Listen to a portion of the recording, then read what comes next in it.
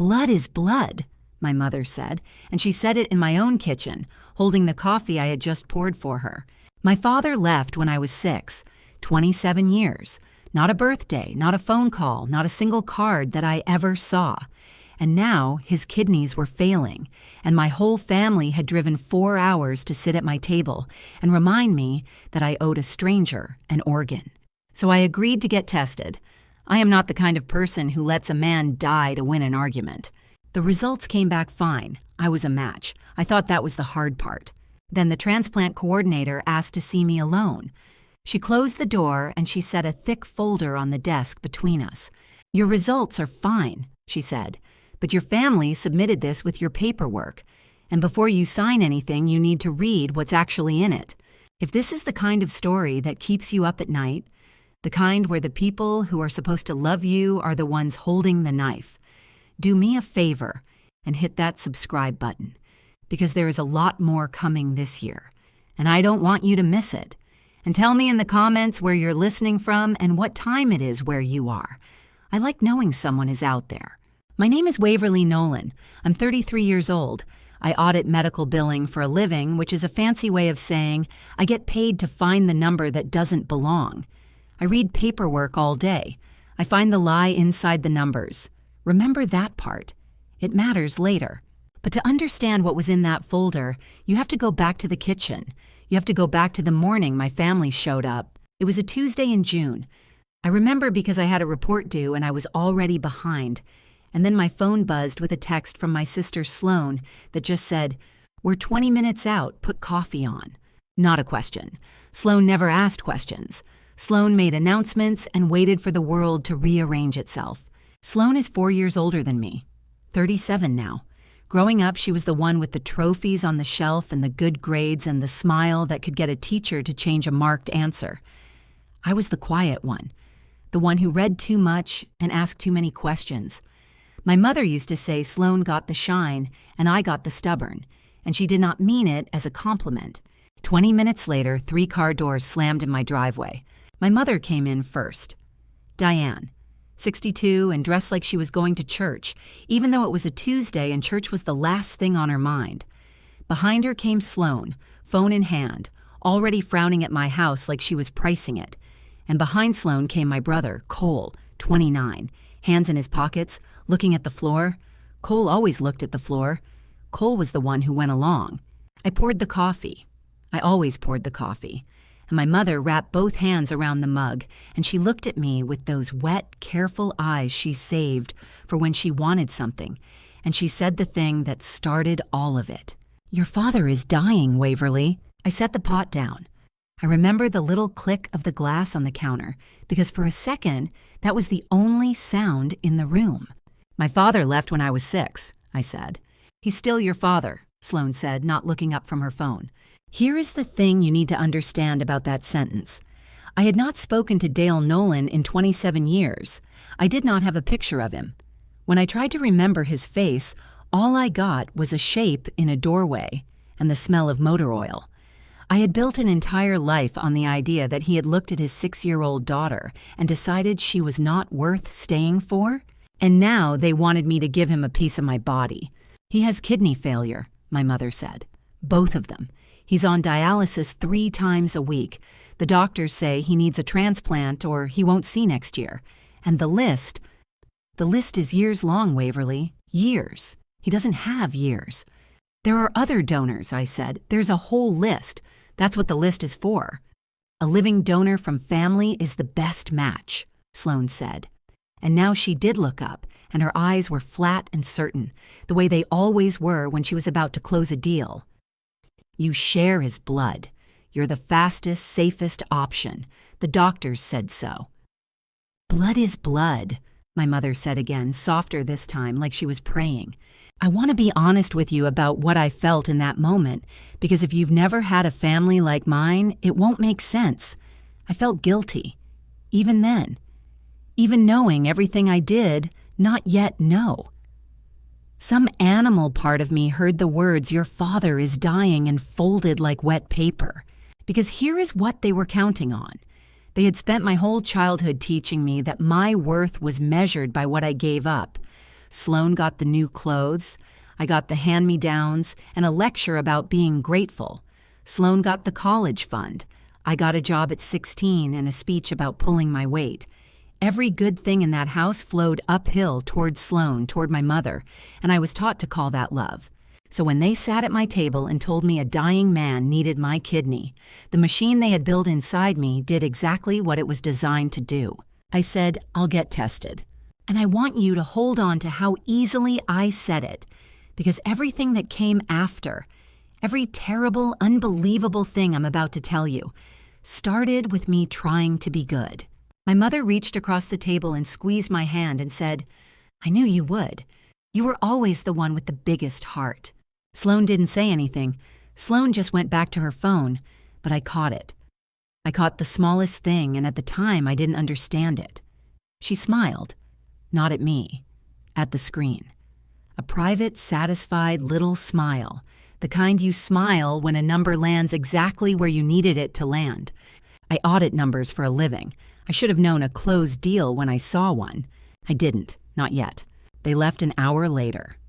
Before she walked out, Sloan handed me a business card for a transplant center 2 towns over, Mercy Regional, and a folder, a slim one, and she said, everything's already started. Just show up. I filled out your side of the intake, so you don't have to. You're welcome. I remember thinking that was strange. I was a grown woman. I filled out my own forms. I read forms for a living. But I was still soft from the words, dying and father, so I took the folder and I said, thank you. That folder is the first thread. Pull it and the whole thing unravels. But I didn't pull it. I set it on my counter and I let it sit there for 3 days, and I tried to talk myself into being a hero. I called my best friend Renee that night. Renee is a nurse. She has seen every kind of family walk through an ER, the loving ones and the ones that make you want to call security, and she has a way of asking the one question that peels the skin off a situation. I told her everything, the coffee, the kidney. Blood is blood. The folder Sloan filled out for me. Renee was quiet for a second. Then she said, Waverly, can I ask you something and you don't have to answer it tonight? Sure. In 27 years, your mother has told you your father walked out on you, left, abandoned you, right? Right. Then how does she know he's on dialysis 3 times a week? I didn't have an answer. I sat there in my kitchen with the phone against my ear, and I looked at that slim folder on the counter, and for the first time, something cold moved through me. How does she know his doctors? Renee said. How does she know his transplant list, his blood type, his everything? You don't know a stranger's dialysis schedule, Waverly. You know a family member's. You know somebody you've been standing next to the whole time. I told her I had to go. I hung up, and I stood in my kitchen for a long time, staring at a folder I hadn't opened, feeling the first hairline crack run through a story I had believed my entire life. Here is your first question, and I want you to actually sit with it because I didn't. If a man abandons his family and vanishes for 27 years, how does that family know the exact day his kidneys started to fail? I told myself there was an explanation. I told myself Sloan had tracked him down out of the goodness of her heart. I told myself a lot of things that week. I opened the folder Sloan gave me on the 3rd night, not to snoop, to do what I always do, to check the numbers because a report was due at work, and reading paperwork is a reflex I can't turn off. It was mostly what you'd expect: intake forms, my name, my date of birth, my address, all filled out in Sloan's tight, controlled handwriting, a consent to contact sheet, a photocopy of my driver's license, which I did not remember giving her, and which sat in my stomach like a swallowed stone. And then, near the back, half tucked behind the rest, like it had been slid in by accident, there was a single page that did not match. It was a photocopy of an old form, faded, the kind of gray you only get from a document that's been copied from a copy. At the top it said, Designation of Representative Payee, and below that, in a box, was my father's name, Dale R. Nolan, and a date. The date was from the year I turned 6. I didn't know what a representative payee was, not exactly, not yet. but I audit money for a living, and I know what it looks like when one person signs to control another person's money. I know that form when I see it, even if I don't know its name. And I sat there at my own kitchen table at 11 o'clock at night, holding a page my sister had accidentally left in my folder, and I thought, why would my mother need to control the money of a man who abandoned us? That was the night I stopped trying to be a hero and started trying to be an auditor. I didn't sleep that night. I made tea, I didn't drink, and I opened my laptop and I typed 3 words into the search bar: representative payee designation. If you've never heard the term, here is what I learned at 1 in the morning, sitting in my robe with a faded photocopy next to my keyboard. A representative payee is a person the government appoints to manage someone else's money: Social Security, disability, benefits. When that someone is judged unable to manage it themselves. A payee gets the checks, a payee controls the account, and a payee is supposed to spend every dollar on the person it belongs to and keep records and file a report proving it. Read that again: judged unable to manage their own money. My father, the man who supposedly walked out the door and lived some free, careless life without us, had been declared, in the year I turned 6, unable to manage his own affairs, and my mother had signed to take control of them. That does not happen to a man who left. That happens to a man who couldn't. I sat there and I felt the floor of my whole life tilt a few degrees. I did what I do. I started a file, not a metaphorical one, an actual folder on my desktop, labeled with the date, the way I do at work when I catch the first thread of something wrong in a hospital's billing. I scanned the payee form. I wrote down every question it raised, and at the top, in bold, I typed the one that would not leave me alone. If he abandoned us, why did my mother need his money? Over the next few days, I pulled at it the only way I knew how: quietly, carefully. The way you pull at a number that's off by exactly enough to be a mistake and exactly little enough to be a crime. I went looking for anything with my father's name on it. Public records are a strange thing. People think their lives are private, but if you know how to read a courthouse index, half of it is sitting right there. And in a county civil index from the late 90s, I found it: a settlement. My father's name as the plaintiff. The defendant was a construction company, and I remembered, barely the way you remember a dream, my mother saying once, years ago, that my father got hurt at work and was never the same. She'd said it like an insult, like being hurt was a thing he'd done to spite us. He had fallen.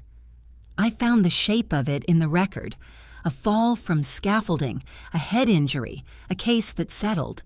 And when a case like that settles for a man with a brain injury, the money doesn't come in one check. It comes as a structured settlement. Payments, month after month, sometimes for the rest of the person's life. Guaranteed income for a man who could no longer earn it. Guaranteed income, controlled by a payee. Do you see it now? Because I did, at 2 in the morning, and it made me physically sick. For 27 years, my mother had told me my father left us with nothing. And for 27 years, a check with his name on it had been arriving somewhere, every single month, and someone had been cashing it. I didn't have proof yet. I want to be careful with you, because I've spent my career learning the difference between a thing you suspect and a thing you can prove, and back then, all I had was a shape. A dark shape under the water.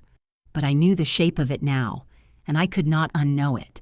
And in 3 days, I was scheduled to go to Mercy Regional and take the tests that would let them cut a kidney out of me and give it to the man at the center of all of this. Here's your second question, and this one I did ask myself over and over in the dark. Do you take the test? Do you keep going? Keep pretending? Keep being the good daughter with the big heart, long enough to find out what's really going on? Or do you blow it all up now and maybe never learn the truth? I took the test. I decided I would rather walk into the fire with my eyes open than run from it blind. Maybe you would have turned the car around. Some nights, I still wonder if I should have. Before the appointment, my mother called and invited me to dinner. "A little thank you," she said, "for being so generous." I almost said no, but an auditor doesn't turn down a chance to sit inside the thing she's investigating. So I put on the good daughter face I'd worn my whole life, and I went. It was strange, sitting at that table, knowing what I now knew and pretending I didn't. My mother made the pot roast she always made when she wanted something to feel like love. Sloan was there, and Cole. And for 2 hours I watched my family perform the exact play they'd been performing since I was a child. And for the first time in my life, I watched it from the outside, like a stranger who'd wandered into a theater. When you watch from the outside, you start to notice the props. I noticed Sloane's car in the driveway. New, the kind of new that has a payment attached, the kind of payment you don't make on the salary she claimed to earn. I noticed my mother's house, the same house I grew up in, except the roof was new and the kitchen was redone and the mortgage was gone. She mentioned proudly that she'd paid it off years ago. I noticed the vacation photos on the refrigerator. I noticed all of it the way I notice a hospital that bills for a surgery it never performed. Not one huge red flag, but 100 small numbers that don't add up to the story on the page. Because here is what I know about money. After 15 years of following it, money leaves footprints.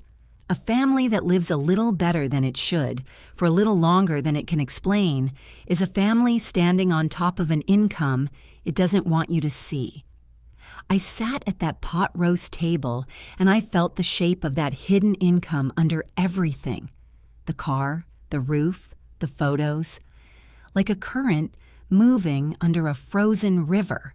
At one point, my mother patted my hand and said, "We've all had to sacrifice so much to take care of this family."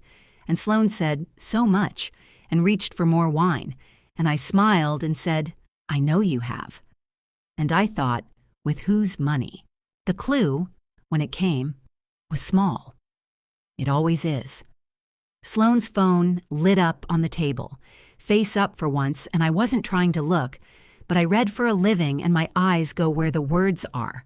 A banking alert, a deposit. And the name on the account it posted to wasn't Sloan's name. It was a string of initials and a number, the kind of account label a structured settlement company uses, the kind that pays out every month, like clockwork, for as long as the beneficiary is alive. She turned the phone over. Too casual. The way you turn a card you don't want the table to see. Nobody else noticed, but I'd spent 3 nights living inside a faded photocopy that said, "Designation of Representative Payee," and now I'd watched the deposit land in real time at my mother's dinner table, while everyone talked about sacrifice. I finished my pot roast, I thanked my mother for a lovely evening. I hugged my brother, who wouldn't quite meet my eyes, and I drove home knowing that the appointment at Mercy Regional was no longer the beginning of anything. It was just the next place the truth was waiting for me to catch up to it. Mercy Regional was a low brick building with too much parking and a lobby that smelled like burnt coffee and hand sanitizer. I checked in. I gave them the folder Sloan had built for me, minus 1 page, the payee form, which was now scanned and locked in my desktop file and folded, the original, into my wallet, where I could feel it against my hip like a hot coal. They took my blood. They took my blood pressure and my history and about 40 minutes of questions. A young tech with kind eyes told me I was a great candidate, honestly, textbook, and I smiled and said thank you and felt like a liar because I did not know anymore what I was a candidate for. And then a woman came out to the waiting room and said my name. She was maybe 50, with reading glasses pushed up into gray hair and a lanyard that said her name was Nora Keene, and her title was Living Donor Advocate. I didn't know it then, but that title is a specific and important thing. A donor advocate does not work for the person getting the organ. A donor advocate works for you, for the donor.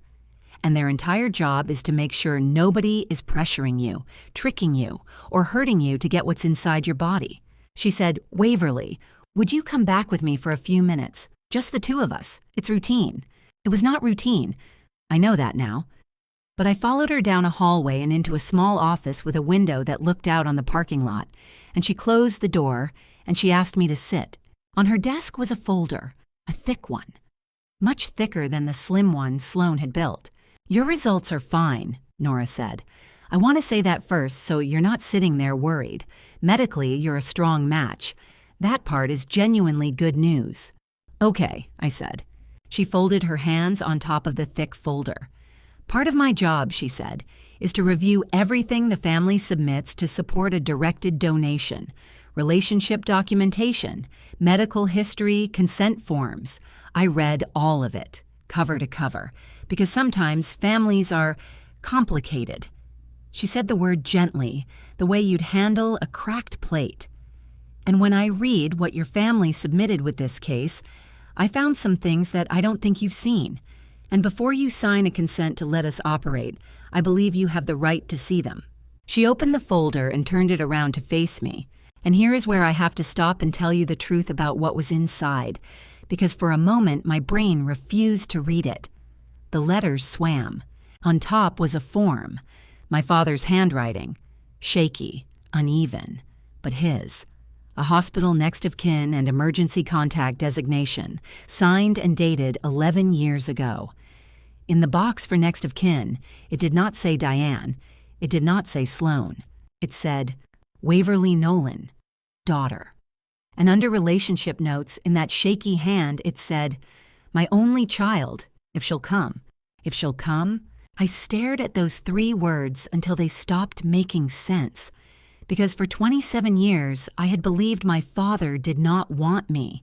And here, in his own hand, 11 years ago, was a man listing me as the only person in the world he would want at his side, and adding, like a prayer he already knew wouldn't be answered if she'll come. There's more, Nora said quietly. But I wanted to start there because your family's paperwork describes you as estranged by your own choice. It says, and I'm quoting the cover letter, that you cut off contact with your father years ago and are now willing to reconsider for his sake. She looked at me over her glasses. Waverly, is that true? I was 6, I said. My voice came out wrong. I was 6 years old. I didn't cut off anything. He left. Nora was quiet for a moment. Then she said the sentence that split my life into a before and an after. That's not what his records say, and it's not what these say either. She lifted the next document, and the next, and I saw, fanned out across that desk, a stack of envelopes, old ones, dozens of them, each one addressed in that same shaky handwriting, each one to me, to Waverly Nolan, at addresses I had lived at as a child, addresses I'd forgotten, and each one stamped across the front, in red, return to sender. These were in the file, Nora said. I don't fully understand why your family submitted them. My best guess is they were mixed in with his medical history and nobody meant for them to be here. But they're here. And I've been doing this job for 19 years, Waverly, and I have never in my life handed a donor an envelope. This time, I'm going to break my own rule. She slid one across the desk. It was soft with age, the corners worn round. You should read your own mail, she said, before you decide to give anyone a piece of yourself. I read the first letter in my car, in the Mercy Regional parking lot with the engine off and the windows fogging up. It was dated the year I turned 8. The handwriting was careful, like he'd practiced it. He told me about a bird's nest outside his window. He told me he'd been thinking about teaching me to fish if I ever wanted to learn. He asked if I still liked the color purple. He signed it, I'm not far, I'm never far. Love, Dad. And at the bottom, a phone number, printed slow and neat so a child could dial it. I did not cry the way you cry in movies. I sat very still and I felt something come apart in the middle of my chest, quiet and total, like a rope that had been holding up a bridge for 27 years just letting go, strand by strand. He had written to an 8-year-old. He had given her a phone number, and someone had stamped it return to sender and mailed it back to him so that he would believe his own daughter had refused him. I want you to understand that in that parking lot, I was still an auditor. Even then, even wrecked. Because through the grief, one cold, clean thought rose up and would not sit back down. Somebody had to physically do this. Somebody had to take a child's letters, write refused across them, and put them back in the mailbox. Somebody had made this happen on purpose, dozens of times. for years. And that same somebody had shown up in my kitchen 3 weeks ago and said, "Blood is blood." I did not call my mother. I did not call Sloan. I want to be honest. Every instinct I had was screaming to drive to my mother's house and throw those envelopes on her table and watch her face. But I've closed enough fraud cases to know the one rule that matters. You do not tip off the target before you have the whole thing. The second they know you're looking, the documents disappear. So I did the hardest thing I have ever done. I drove home, and I called Sloan, and I made my voice sound tired and soft, and I said, "The tests went great. They said I'm a strong match." And Sloan, my sister, who I now knew had almost certainly been the hand that wrote refused, Sloan exhaled, and for the first time in my adult life, she sounded relieved to hear from me. Waverly, that's wonderful. That's such a relief. See, everything happens for a reason. When would the surgery be? I asked. Soon, she said too fast. We want to move fast. The doctors say time matters. And then, in a different voice, lighter, almost giddy. I already talked to the coordinator's office about scheduling. We could have this done by August. Not you. We could have this done. Like it was her body on the table. I said that sounded good. I said I'd wait to hear the date. And I hung up and I sat in the dark and I understood two things with total clarity. The first was that my family was in a hurry. A strange, specific hurry. The kind that has a deadline behind it. The second was that I needed to find my father before they found out I'd read his mail. Not the man they described. Not the villain from the story I'd been raised on. The man who wrote to an 8-year-old about a bird's nest. The envelopes had return addresses. Old ones, most of them dead ends. Apartments long since rented to other people. But people who are poor and disabled and controlled by someone else don't move the way the rest of us do. They get moved. And the most recent envelope, the one dated only 3 years ago, had an address that was still good. It was a place called Cedar Hollow, an assisted living facility 40 minutes north, the kind with a nice sign out front and thin walls behind it. I did not tell anyone where I was going. I want to pause here and ask you something, because we're at the part where the story turns, and after this, it doesn't turn back. I found out my father never abandoned me. I found out my family faked it. For money I could already smell but couldn't yet prove. So here's the question. What do you think was actually in the rest of that file? The thick one? The part Nora Keene didn't get to? Was it worse than the letters? Put your guess in the comments right now before I tell you, because I promise you, whatever you're imagining, the truth was colder. And if this story is doing what a good story should, tap subscribe so the ending finds you. Cedar Hollow smelled like air freshener sprayed over something sour. A woman at the front desk asked who I was visiting, and I said, Dale Nolan, and my voice cracked on the second word, and she smiled a practiced smile and said, "Oh, Dale, he doesn't get many visitors. Are you family?" Am I family? The question of my whole life. I'm his daughter, I said. It was the first time I had ever said those words out loud and meant them as something other than an accusation. She walked me down a hall of identical doors to a small room at the end, and she knocked, and she said, "Dale, you've got a visitor, hun." And she stepped aside. He was sitting by the window in a chair that was too big for him. He was 66, but he looked older.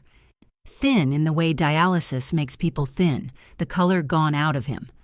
There was a fistula bandage on his arm. His hands shook, resting on his knees. And when he turned to look at the door, I watched him try to arrange his face for a stranger, polite and confused. Then he saw me, and I watched something move across his features that I did not have a word for until much later. It was the look of a man seeing a ghost he had prayed for. "They said you wouldn't come," he whispered. I couldn't speak. They told me, years ago, they told me you didn't want, that you were angry that you'd asked them to make me stop. Stop writing. So I stopped. His voice broke apart. I stopped writing because I thought I was hurting you. Was I hurting you? I never got them, I said. The whole room was underwater. Dad, I never got a single one. I thought you left. My whole life I thought you left me. For a long moment he just looked at me, and I watched 27 years of a lie come apart behind his eyes, the same way it had come apart behind mine in the parking lot. Two people standing on either side of the same wall, each told the other had built it. Then he reached under his bed with a shaking hand and pulled out a shoebox. Soft cardboard held together with a rubber band that had gone brittle. He set it on his lap and he took the lid off, and inside were dozens of envelopes, every one of them addressed to me. Every one of them stamped "Return to Sender." Every one of them come back to him like a stone thrown at the sky. I kept them, he said. I thought if you ever came, I could show you I never stopped. I could show you I tried. He looked up at me, and his eyes were wet and terrified and hoping all at once. Did I do enough? Waverly. Did I try enough? And that was the moment. That was the exact moment the story I had been living inside my entire life turned completely inside out, where the man I'd been taught to blame turned out to be the one who'd been robbed the worst, and the woman who taught me to blame him turned out to be the thief. I got down on my knees next to that too big chair, and I took my father's shaking hands, and I said the truest thing I have ever said. You tried enough. You hear me? You tried more than enough. And I'm here now, and I'm not going anywhere. I stayed with my father for 3 hours that day, and somewhere in those 3 hours, I stopped being only his daughter and started being the one thing my family never counted on me becoming, his auditor. Because here is what Dale told me, in pieces, in his slow and careful way. He told me he got a little allowance every month, $200 cash in an envelope Sloan brought when she came to have him sign things. He told me he didn't really understand the things he signed. Sloan says it's for my benefits, he said. She says if I don't sign, the checks stop and they put me somewhere worse, so I sign. He told me the accident settlement was all gone years ago. That's what he'd been told, that the money ran out and the family had been taking care of him out of the goodness of their hearts ever since. I sat there and I did the math in my head the way I do at work, and the number that came back was so wrong it made my ears ring. A structured settlement for a permanent brain injury does not run out. That's the entire point of it. It's designed to pay a disabled person a guaranteed amount every month, often for the rest of their life, precisely so it can never run out. If my father's settlement was structured, and the court records said it was, then that money had not stopped. It had been arriving month after month for 27 years. Somebody had told a cognitively impaired man that his own income was gone and handed him $200 a month and called it charity. I asked him one more thing before I left. I asked him if he'd ever signed something giving Sloan control of everything. He frowned, and he thought hard, and he said, "There was a big one, a few years back, in the hospital. I'd just had my heart thing done. They put a stent in. I was pretty out of it. Sloan brought papers, and I signed where she pointed." He rubbed his forehead. "I don't remember much about that day. I was on the good drugs." He tried to smile. A stent, a hospital, signed where she pointed on the good drugs. I drove home with my hands steady on the wheel and my whole body ringing like a struck bell, because I finally had the shape of the whole thing, and now I knew exactly which threads to pull. Here is what an auditor does. We don't accuse, we reconcile. We get the records, the real ones, the ones with dates and signatures and dollar amounts, and we lay them next to the story, and we let the gaps do the talking. So over the next 2 weeks, that's what I built. First, I had my father sign records releases, real ones that he understood, that I read to him twice. Releases for his Social Security file, for his settlement annuity, for his medical records at the hospital where he'd gotten the stent. As his daughter, with his informed consent, I had the right to request all of it. Sloan's whole scheme depended on my father being alone. He wasn't alone anymore. The Social Security file came first, and it confirmed the bones of it. My mother had been appointed my father's representative payee in the year I turned 6. In 2015, that role had transferred to Sloan. A representative payee is required by law to file an annual accounting, to prove, every year, that the money was spent on the person it belongs to. Rent, food, medical care, their needs. I read 11 years of Sloan's accountings, and they were beautiful. Clean, itemized, professional, rent listed in full, food listed in full, care costs listed in full. They just weren't true. Because I also had Cedar Hollow's billing. I audit medical billing, remember. This is the one thing on earth I am very good at. And Cedar Hollow was being paid a fraction of what Sloan's accountings claimed. The accountings listed a private pay rate. Cedar Hollow's actual invoices showed my father on the subsidized rate, most of it covered by his own SSDI. The difference between what Sloan reported spending on him and what was actually spent on him was almost $2,000 a month. Every month. For years. And that was just the Social Security. That wasn't even the big one. The big one was the annuity. The settlement annuity records took longer. A structured settlement company doesn't move fast, but when they came, I had to sit down on my kitchen floor to read them. My father's 1999 settlement had been structured as a life contingent annuity. Do you understand what that phrase means? I didn't fully until I read the contract. It means the annuity pays out every month, a guaranteed sum adjusted upward over time, for exactly as long as Dale Nolan is alive. And on the day he dies, it stops. Forever. No lump sum, no death benefit, no inheritance. The moment my father's heart stops, the checks stop with it. Currently, that annuity was paying $3,200 a month into an account controlled since 2015 by my sister. $3,200 a month from the annuity, nearly $2,000 a month skimmed from the Social Security, more than $5,000 a month flowing to my family for as long, and only as long, as my father stayed alive. And there it was, the whole ugly engine of it finally lit up in front of me. They didn't want to save my father because they loved him. They needed to save my father because he was worth more than $60,000 a year to them, alive, and not 1 cent dead. His failing kidneys weren't a tragedy to them. They were a threat to their income. And a kidney from his own daughter was the fastest, cheapest, most reliable way to keep their meal ticket breathing. Blood is blood. My mother had looked me in the eye and said, "Blood is blood." And what she meant was, your blood keeps our checks coming. I sat on my kitchen floor and I did not cry. I was past crying. I opened my laptop and I started building the file the way I build the ones that end careers. Every document scanned, every number reconciled, every gap circled in red. But I still needed the one thing that turns a pattern into a crime. I needed proof that a signature was fake. Because a good lawyer can call a skim a misunderstanding. A good lawyer cannot explain a signature signed by a man who wasn't there. So I pulled the hospital records from the day of the stent, the day my father said Sloan brought papers and he signed where she pointed, out of it on the good drugs.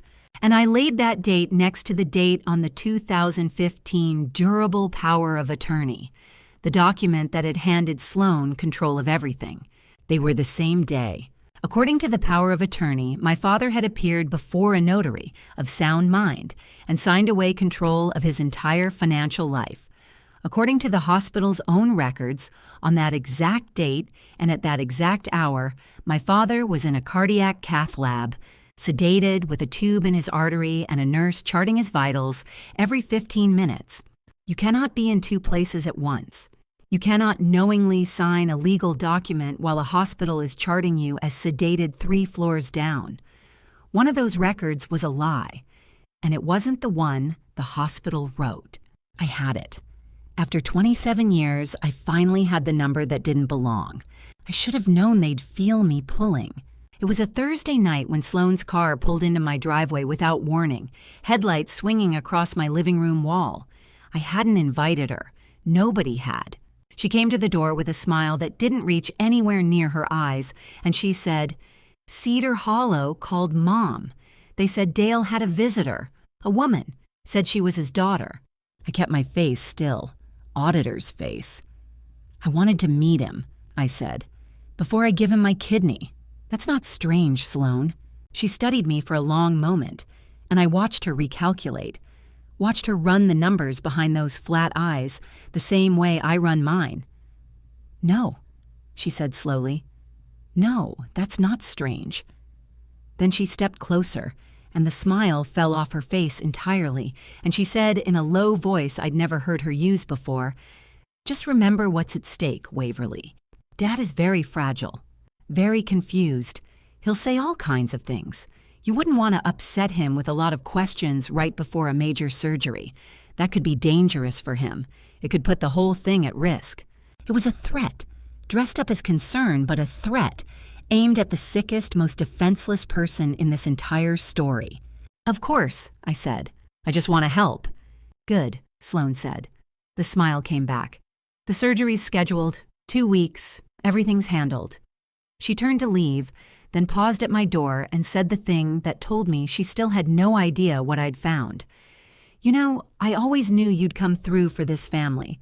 You were always the one who did what she was told." She drove away, and I stood in my doorway holding the truth in both hands, and I thought, not this time. Before I made a single accusation, I went back for the witnesses. Numbers convince a court, but a court also wants a human being who can say, "I was there. I saw it." And I had two. The first was an aide at Cedar Hollow, a young woman named Dawn who'd been the one to call me the day Sloane came with the notary. I brought her a coffee, and I didn't push. I just asked, gently, what she'd seen over the years, and it poured out of her like she'd been waiting for someone to ask. Sloane came every few months, always with papers, always when the regular nurse was off shift. Dale would get agitated. He'd ask for a daughter named Waverly the staff had quietly assumed was gone, because no Waverly ever came. "He talks about you when his blood sugar drops," Dawn told me, and had to look away. "He still thinks you're 8. The second witness wasn't a person. It was a book. A notary keeps a journal. By law, in most states, a bound record of every signing, with the date, the document, and the signer's own signature and thumbprint. It's public enough to request. So I requested the Journal of the Notary, whose stamp sat on that 2015 Power of Attorney. And when it came, I laid it open next to the hospital chart, and I felt the last piece click into place. On the date the Power of Attorney claimed my father had appeared and signed, the notary's own journal had no entry for Dale Nolan at all. None. The stamp on the document was real. The signing it recorded had never happened. Somebody had put a real notary's seal on a signature that never crossed that notary's desk. I sat with those two things, a frightened aide and an empty line in a logbook. And I understood I finally had what I'd been missing. Not a suspicion I could argue, a fact I could prove, and a person who could stand up and say it out loud. I drove out to see my father one more time before I lit the fuse, because once I made my calls, everything would move fast, and I wanted him to hear it from me first. I sat on the edge of his bed and I told him in plain words what I'd found, that the money was never gone, that he'd been paying for a family that told him he was broke, that the papers he signed on the good drugs were the ones that took everything. He was quiet for a long time. Then he said, "I always thought it was my fault, that I lost it all, that I was just too broken to hold on to anything." His voice cracked. "You're telling me I didn't lose it. Somebody took it." "Somebody took it," I said, "and I'm going to take it back, but I need you to trust me, and it's going to be hard for a little while." He put his shaking hand over mine, the same gesture my mother used to use to get things out of me, except this time there was nothing underneath it but a father holding on. "I've trusted the wrong people my whole life," he said. "Let me try trusting the right one." That was the night I stopped gathering and started building. I had 2 weeks. 2 weeks until a surgeon was scheduled to open me up and hand my kidney to a man whose own family had been robbing him blind while telling him he was broke. 2 weeks to turn a shoebox of returned letters and a stack of reconciled numbers into something that could actually stop them. I am not a lawyer. I want to be clear about that because the easy version of this story is the one where a hero swoops in at the last second and fixes everything. And that is not what happened, and I don't ever want to tell you it did. What happened is that I did the slow, unglamorous work, one call at a time, and I built a floor under my father before I ever lit the fuse. I made 3 calls that first week. The first was to Adult Protective Services. A structured settlement skim and a forged power of attorney against a cognitively impaired man in a care facility is not a family disagreement. It is the financial exploitation of a vulnerable adult, and it is a crime in every state. And APS exists precisely for the person my father was. I gave them the documents, the annuity records, the payee accountings that didn't match Cedar Hollow's real invoices, the power of attorney dated to a day my father was sedated in a cath lab. I didn't ask them to take my word. I never ask anyone to take my word. I handed them the paper. The second call was to the Social Security Administration to report representative payee misuse. A payee who diverts funds can be removed and made to pay it back, and the reporting process has teeth I'd never had reason to learn about until my own family made me. The third call was to an elder law attorney. I won't use his name because he'd tell you himself he didn't save anyone. What he did was look at the file I'd already built and say the words I needed a professional to say, "This is enough. You didn't just find a suspicion, you found proof. Now let's protect your father before anyone knows you have it." Because that was the danger, and I knew it. The second Sloan understood what I'd found, her instinct would not be to run. It would be to move my father to a new facility, out of state, somewhere the records got murky and the visits stopped, or to get one more signature out of him while he was still confused and still hers. A cornered thief doesn't confess. A cornered thief hides the evidence, and the most important piece of evidence in this whole story was a frightened man in a too big chair by a window. So the lawyer helped me file for an emergency guardianship review with the APS report attached, requesting that the existing power of attorney be suspended pending investigation. Not because a lawyer rescued me, because I walked in with a case already built and asked him to file it. And while all of that was moving through the slow machinery it moves through, I did one more thing. I called my brother. Cole and I had never really talked. Not once.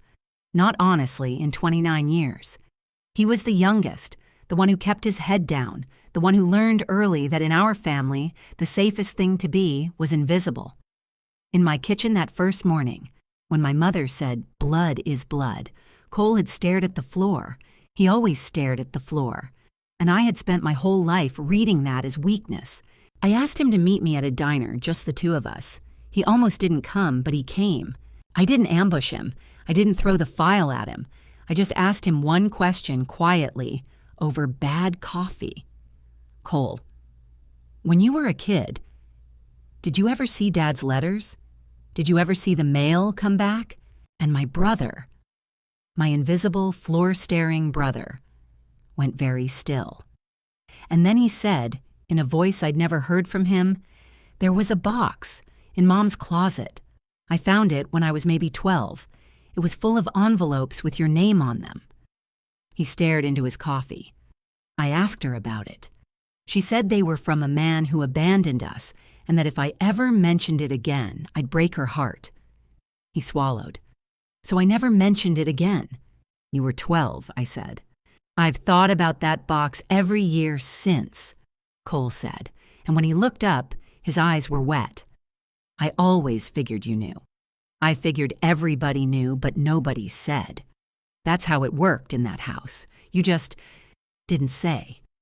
I slid the shoebox photo across the table, the one I'd taken of my father's returned letters, and I watched my little brother understand for the first time that the box in the closet and the box under a sick man's bed were the two halves of the same crime. "What are you going to do?" he asked. "I'm going to stop them," I said, "and I need to know if you're going to stand in front of me when I do." Cole was quiet for a long time. Then he said, "No." And then, softer, "No. I've been standing in front of things my whole life pretending I couldn't see them. I'm tired." He wiped his face with the back of his hand. "I'm not brave like you, Waverly. I don't know if I can stand next to you either, but I won't lie for them. Not anymore. If somebody asks me straight about the box, about any of it, I'll tell the truth. It wasn't everything, but from Cole, it was everything. It was the first brick I ever saw come out of that wall from the inside." The near miss came 4 days before the surgery. Cedar Hollow called me. They had my number now as a listed family contact because I'd made sure of it. A young aide, nervous, keeping her voice down. "Ms. Nolan, I probably shouldn't call, but your sister was here this morning with a man in a suit, a notary. They wanted your dad to sign something. He was upset. He kept asking for you." She paused. "The nurse made them wait for the doctor, but they said they're coming back tomorrow." Tomorrow. Sloan had felt the ground shifting under her, and she was doing exactly what a cornered thief does, reaching for one more signature, one clean document to paper over the day in the cath lab, while my father was still confused enough to sign where she pointed. I did not panic. I want you to hear that because 2 months earlier I would have. 2 months earlier I was a woman who poured the coffee and did what she was told. But I'd built a floor, brick by brick, exactly for this. I called the elder law attorney, and I said the words that suspended everything. The emergency motion, already filed, already backed by the APS report, was granted that afternoon. The power of attorney was suspended pending investigation. Sloan's authority to make my father sign anything, to move him, to touch $1 of his money, was frozen by a judge's order before her notary ever got back in the car. When Sloan arrived at Cedar Hollow the next morning with her man in a suit, the facility handed her a copy of a court order and told her she was no longer authorized to conduct business on Dale Nolan's behalf. I wasn't there, but Cole was. I'd asked him to be, just to watch, just to see. And he told me later that our sister stood in that lobby and read the order twice, and that the color went out of her face the way it goes out of a person who has just realized the numbers stopped adding up in their favor. She called me that night, 11 times. I didn't answer. I had one more thing to do, and I wanted us all in the same room when I did it, because the surgery was still on the schedule, and so was the consent conference the transplant center required before any living donor goes under the knife. The meeting where the donor advocate confirms, one last time in front of everyone, that no one is being coerced. They thought that meeting was going to be their finish line. I was going to make it their reckoning. The night before the consent conference, I couldn't sleep, so I did the thing that has always calmed me. I organized the file. I laid it all out on my dining room table under the good lamp. The returned letters in their sleeve, the annuity statements, the payee accountings beside Cedar Hollow's real invoices, the power of attorney, the hospital chart, the notary's empty logbook page, all of it tabbed and dated and reconciled. 15 years of auditing had taught me that the truth doesn't win by being loud. It wins by being in order. Once you can lay a lie flat on a table with the real numbers next to it, the argument is already over. You're just waiting for the room to catch up. Renee came over with takeout we didn't eat. She looked at the table, at the years of a man's stolen life reduced to neat tabs, and she said, "You know they're going to say you did this out of spite, that you're the bitter one, the difficult one." "I know," I said. "They've been calling me that since I was a kid." "Does it scare you?" I thought about it honestly. A little. There's a part of me that's still 6 years old at that table, wanting my mother to look at me like I did something good. I straightened a tab that didn't need straightening, but there's a bigger part of me now. And that part read every one of those letters. Cole texted me at midnight. 3 words, "I'll be there." From my brother, who had spent his whole life not being anywhere, it landed like a hand on my shoulder. I want to be honest about the fear because the movies skip this part and I don't think that's fair to you. I was not brave the way brave looks in a story. I was a woman who had spent 33 years being trained to pour the coffee and keep the peace. And every cell of that training was screaming at me to cancel. To call Sloan and say it was all a misunderstanding, to go back to being the good daughter with the small, clean life. The pull to keep the peace, when you were raised on it, is not a small thing. It's gravity. It's the whole shape of the world you grew up in, telling you to sit back down. I didn't sit back down, but I want you to know it cost something.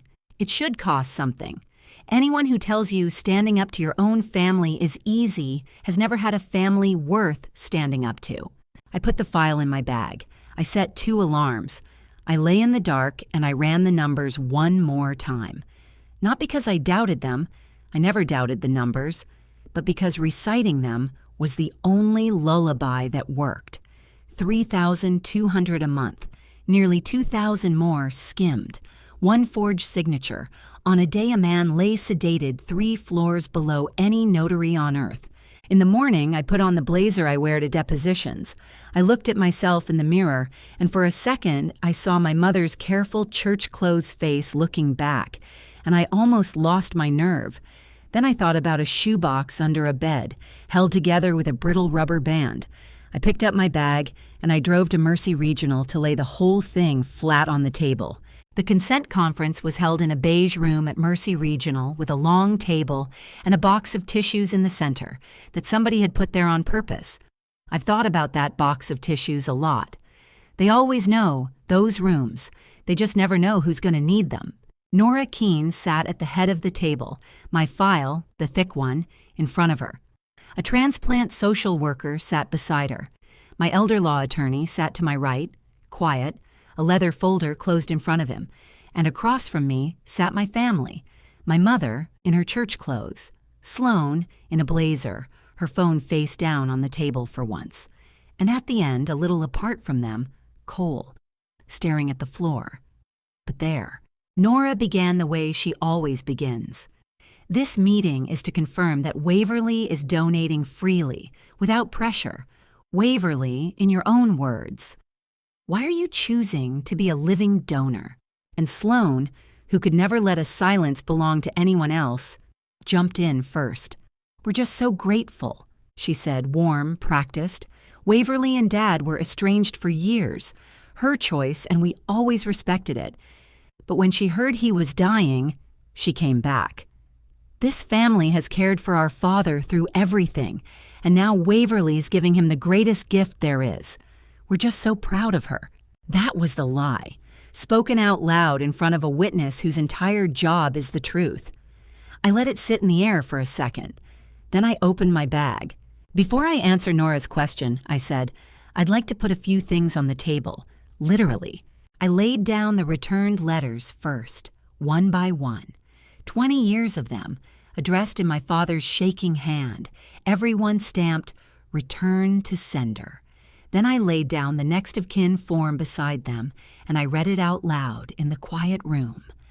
Next of kin, Waverly Nolan, daughter, my only child, if she'll come.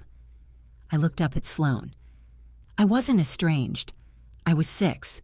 He wrote to me for 20 years, and someone marked the letters refused and mailed them back to him so he'd think I didn't want him. That's not estrangement. That's a wall 2 people were told the other one built. My mother started to cry. It was the practiced cry, the church cry, the one I'd folded like wet paper for my whole life. We were protecting you, she said. He was sick, Waverly. He was unstable. We didn't want you exposed to... He had a brain injury from a fall at work, I said.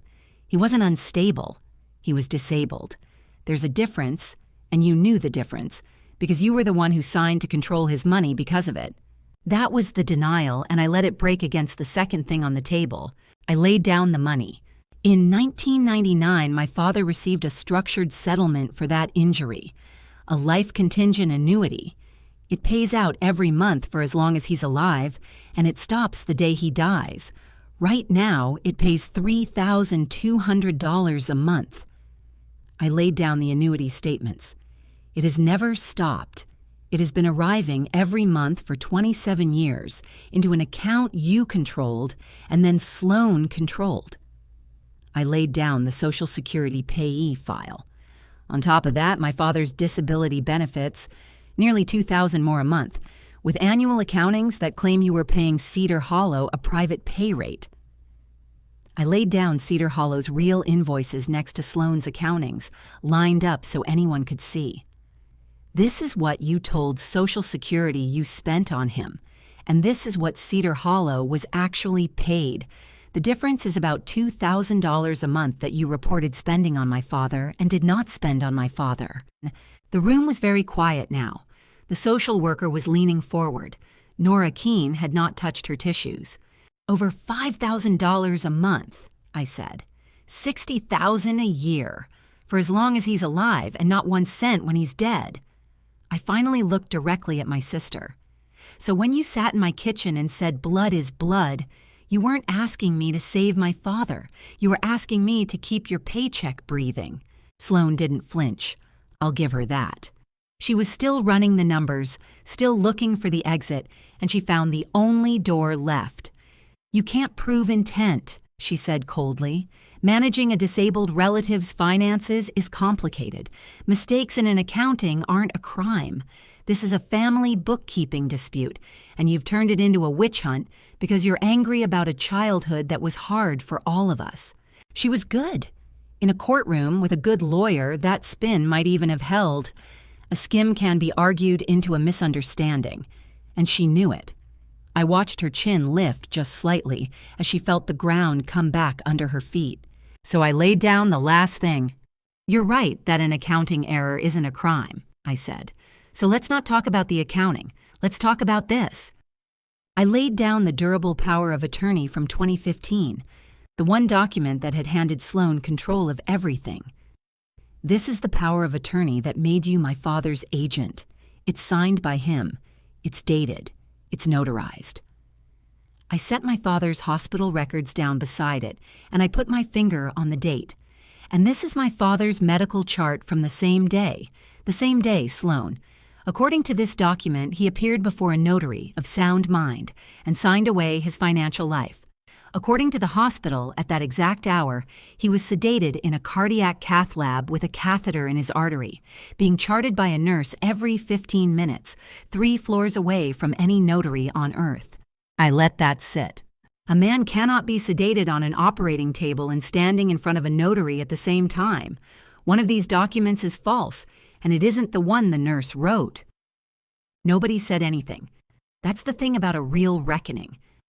It isn't loud. My mother had stopped crying. Cole had lifted his head off the floor, and Sloan sat very still, and for the first time in my entire life, I watched my sister have nothing to say, no spin, no number, no door, just the silence of a person watching the exact moment the math stops working for them and starts working against them. And then she lost it. Not a confession.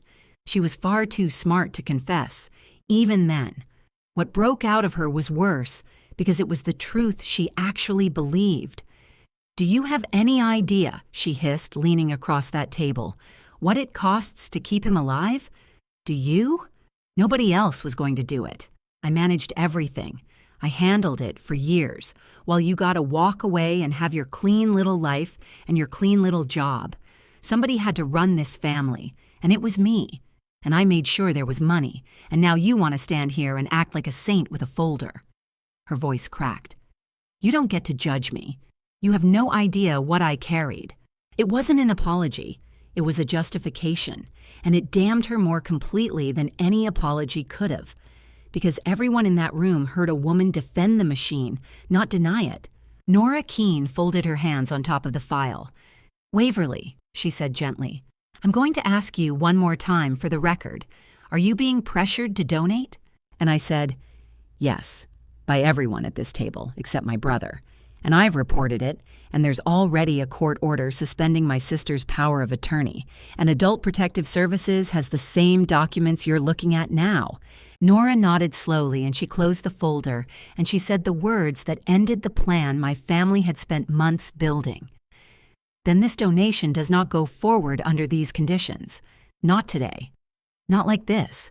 If you've made it this far, if you've sat through all of this with me, then you already know the feeling I want to name. It's the one where you finally stop hoping the people who hurt you will admit it, and you realize you don't need them to. The documents said it for them. The truth doesn't need a confession. It just needs to be laid on the table where everyone can see it. If this story has meant something to you, take a breath right now and think of the one thing in your own life you've been waiting for someone to admit.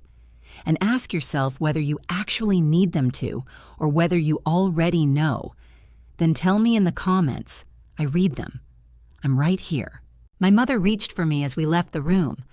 "Waverly," she whispered, "please, we're still your family." I stopped, and I looked at the woman who taught me that love meant giving up pieces of myself until there was nothing left, and I said the only thing I had left to say to her. "You taught me blood is blood. You were right. It is. That's exactly why I couldn't let you keep bleeding him." And I walked out. Here's the part nobody tells you about tearing down a wall you spent your whole life living behind. It doesn't fall all at once. It comes down slowly, over months, one dusty piece at a time, and you have to keep swinging long after the drama is over. The consent conference ended the surgery, but it didn't end the story. It started the machinery I'd spent 2 weeks feeding. Adult Protective Services completed their investigation in the fall. I didn't have to convince them of anything. I never do. I just hand over the paper and let it talk. Their findings confirmed what my file already said: financial exploitation of a vulnerable adult, misuse of a representative payee account, and a durable power of attorney they described, in the flat language of a government report, as executed on a date. The principal was medically incapacitated and therefore facially invalid. Facially invalid. 2 words that unwound 11 years of my sister's control in a single line. The Social Security Administration removed Sloan as payee and opened a misuse recovery case. A payee who diverts funds has to pay them back. And when the investigators started tracing the accounts, they found that more than $1.5 million had passed through my father's finances over 27 years, and that only a thin trickle of it had ever reached my father. Untangling exactly where the rest went would take them the better part of a year. The forged power of attorney went somewhere with sharper teeth than APS. It went to the county district attorney's office because a signature forged onto a legal document is not a bookkeeping dispute in any state in this country. Sloan hired a lawyer. Of course she did. That part isn't finished, even now. But it's real, and it's moving, and it is entirely out of her hands. My mother was never charged. She was old, and the original payee designation was legally hers. But the day-to-day machine had been Sloan's for a decade, and the system, as it usually does, went after the person whose fingerprints were freshest on the paper. I've made my peace with that. Some justice comes from a courtroom, and some comes from the simple fact that a person has to live inside their own choices. And my mother has to live inside hers, in a quiet house that my father's money no longer pays for, with a phone that mostly doesn't ring. The court appointed me my father's temporary guardian while the mess got sorted. And then, when he was evaluated and found to understand exactly what he wanted, it made the arrangement permanent. Not as someone who controlled him, but as the daughter who helps him with the things that are hard and lets him decide the things that are his to decide. There's a difference. My family had spent 27 years erasing that difference. I was not going to repeat it, not even in his favor. The first thing I did with that authority was move him out of Cedar Hollow, with its air freshener sprayed over something sour, and into a small apartment near me. A real one, with a window that got the morning light, paid for out of his own restored benefits, the ones that were his all along. The annuity that was designed to take care of him for the rest of his life finally started taking care of him. It turns out it works exactly the way the court intended in 1999, once you take it out of the hands of the people who'd turned it into a leash. The restitution the Social Security Administration ordered comes back slowly, a little each month, the way water finds its way back into a dry riverbed. It will never be all of it. You cannot unsteal 27 years. But every deposit that lands in my father's own account now, under his own name, spent on his own life, is a small correction to a ledger that was wrong for a very long time. He bought himself a recliner with the first check, a green one, ugly as sin, exactly the one he wanted. He is very proud of that chair. I have never seen a man so proud of anything. Cole helped me move him. My brother showed up with a truck and didn't say much, which is how Cole says the most. He carried boxes up 3 flights of stairs, and when we got the last one in and my father was sitting by his new window in the good light, Cole stood in the doorway staring at the floor, the way he always did. And then, for once, he didn't. He looked up. "I should have said something," he told me, "when I was 12, when I found the box. I've thought about it every year and I never said a word." "You were a kid," I said. "You did what that house trained all of us to do." "You didn't," Cole said. "I did," I said. "For 33 years, I did. I just got one folder that I couldn't put down." I put my hand on his shoulder. "You told the truth when it counted, Cole. In that beige room, when Nora asked you straight about the closet, you told her the truth with Mom sitting right there. Do you know how many years it took me to be able to do that? You did it in one afternoon." He didn't cry exactly, but he had to look out the window for a minute. And then he helped my father figure out which drawer he wanted the forks in, and the two of them argued about it, gently, like a father and a son who were meeting for the first time at 66 and 29, which, in every way that mattered, they were. I want to tell you that I felt triumphant. The movies would have me feel triumphant, but mostly what I felt in those months was tired and sad, and underneath it, something quieter and stronger than triumph. The feeling of a thing finally sitting where it belongs. The number that didn't belong was gone from the ledger. The account balanced, not happily, just honestly. And after a lifetime of a family that ran on lies with the decimal points lined up neat, honest was enough. Honest was everything. Sloan sent one letter through her lawyer in the winter. I almost didn't open it. It wasn't an apology. I knew it wouldn't be, and I was right. It was 3 paragraphs about how I had destroyed this family over a misunderstanding, and how I would regret painting her as a villain when all she ever did was step up. I read it once. Then I did something I'd learned to do from a shaky-handed man who kept every letter he was ever sent. I put it in a box, not to treasure it, to keep it. Because I audit for a living, and you never throw away a document, even the ugly ones, especially the ugly ones. They're evidence of who a person told you they were. But my father's kidneys were still failing. That hadn't changed. The machinery of justice had ground forward, and the wall had come down piece by piece. And through all of it, 3 times a week, a gentle man I had just gotten back was still sitting in a chair with a needle in his arm, and the clock on his life was still running down. Which brought me back, in the end, to the same question my family had walked into my kitchen with all those months ago. The question that started everything. Would I give him a kidney? I thought it would be a hard question. After everything. After the letters, the money, the forged signature, the beige room, I thought choosing to give a piece of my own body would be the hardest decision of my life. It was the easiest, because the thing my family never understood, the thing they couldn't understand because it wasn't in them, is that they'd been asking the wrong question the whole time. They'd asked, "Don't you owe him? Blood is blood. Isn't it your duty?" And duty is a leash.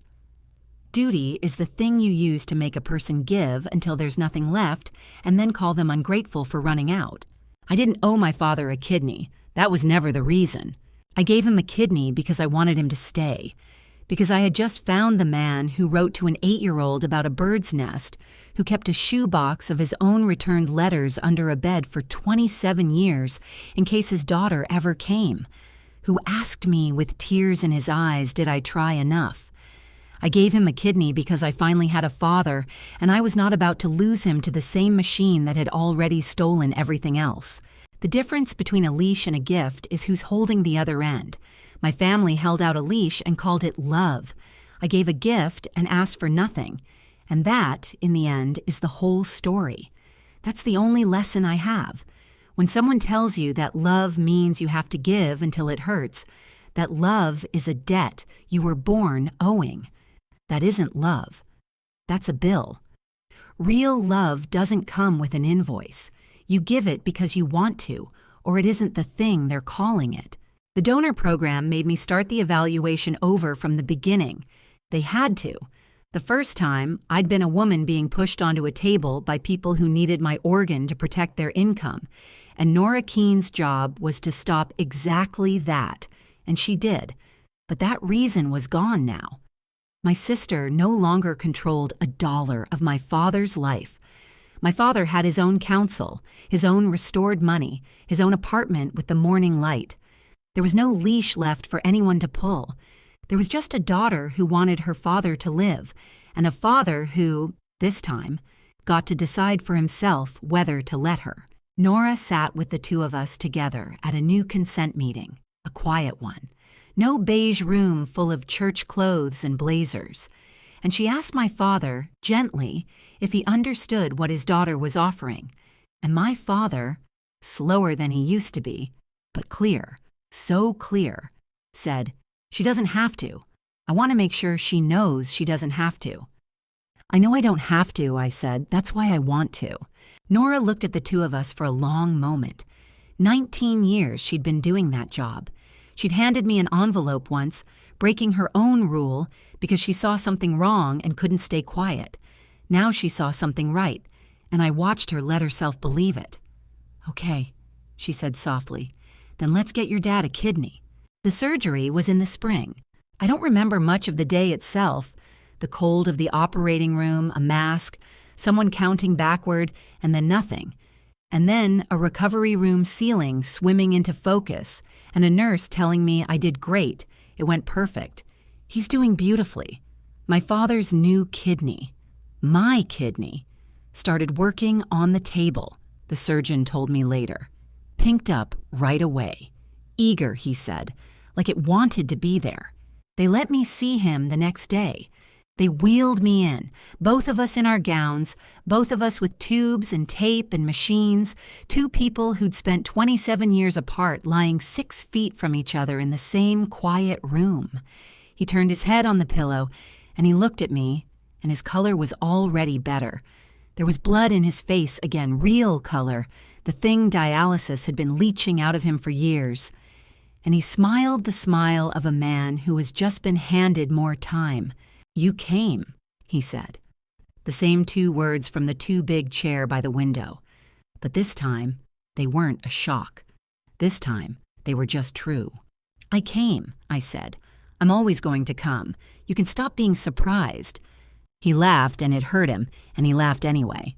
That was over a year ago now. My father is 67 now and holding, thank you very much, his words, not mine. His kidney, our kidney, is doing exactly what it's supposed to. He takes his medication and he complains about the medication, and he's alive to complain about it, which is the whole point. He lives in his apartment with the morning light. Cole comes by on Sundays. They still argue about the forks. We went fishing in the summer. He'd written about it in a letter to an 8-year-old. I could teach you to fish if you ever wanted to learn. And I brought that letter with me the first time, folded in my pocket the way I'd once carried a forged payee form. Except this piece of paper didn't weigh anything at all. I didn't catch a single fish, neither did he. We sat on a dock for 4 hours and caught nothing, and it was the best afternoon of my life. He asked me out on that dock if I still liked the color purple. He'd asked me that in a letter when I was 8, and I never got to answer, and he'd carried the question for 25 years. "I do," I told him. "I always did." He nodded, like a man closing a loop he'd kept open for a very long time. "Good," he said. I remembered right then. My mother and I don't speak. I sent her a boundary once in writing, the way I do everything now. clear, dated, no room for a decimal point to slip. I told her I forgave her, because carrying it was heavier than setting it down. And I told her forgiveness is not the same as access, and that she would not have access to me or to my father again. She has to live inside that. I hope, someday, alone in that quiet house, it teaches her the difference between blood and love, because they are not the same thing, no matter how many times you say them in someone's kitchen while you drink the coffee they poured you. Sloane's case is still working its slow way through a courthouse. I go when they need me. I bring the folder. I always bring the folder. People ask me, when I tell this story, if I regret it, if I ever wish I'd just stayed the good daughter, poured the coffee, signed the form, kept the peace, never opened the file. And I think about a shaky hand writing my name on an envelope year after year into a silence someone else had manufactured. I think about the words, "if she'll come," written by a man who had every reason to believe I never would. I think about a shoebox held together with a brittle rubber band, kept under a bed for 27 years, just in case. He kept trying in the dark, with no proof it would ever matter. The least I could do was open one folder in the light. No, I don't regret it. Not for one single day. Because blood is blood. My mother was right about that in the end. It's just that she never understood what it meant. Blood isn't a debt you're born owing. Blood isn't a leash. Blood is the thing that finally, after everything, ran warm and real in my father's face again, because his daughter came and stayed and gave and asked for nothing back. That's what blood is. Thank you for staying with me. Take care of the family that would open the folder for you, and let go of the one that only ever handed you the bill.